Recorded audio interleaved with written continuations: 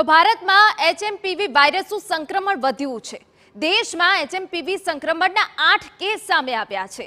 મહારાષ્ટ્રના નાગપુરમાં 2 કેસ નોંધાયા, જ્યારે અમદાવાદ અને કોલકાતામાં 1 કેસ નોંધાયો છે।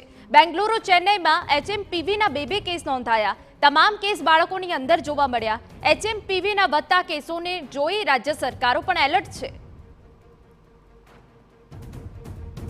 ચીનમાં હાહાકારની પરિસ્થિતિ સર્જ્યા બાદ અને વિશ્વના અનેક દેશોમાં પણ એચએમપીવીનું સંક્રમણ જોવા મળી રહ્યું છે, ત્યારે ભારતમાં પણ અત્યાર સુધીમાં એચએમપીવીથી સંક્રમણના 8 કેસ સામે આવ્યા અને આ તમામ કેસોની પુષ્ટિ પણ થઈ ગઈ છે।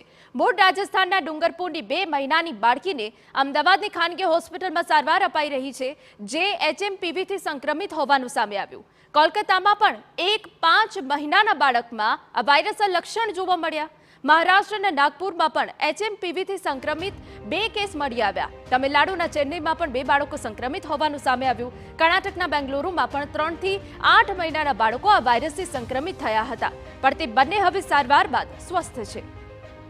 જોકે વધતા કેસોની સામે કેન્દ્ર સરકારે લોકોને ચિંતામાં ન મુકાવા અપીલ કરી છે। કહ્યું છે કે ગભરાવાની જરૂર નથી, કારણ કે આ કોઈ નવો વાયરસ નથી। સરકાર તેનો સંપૂર્ણ સામનો કરવા માટે સજ્જ છે।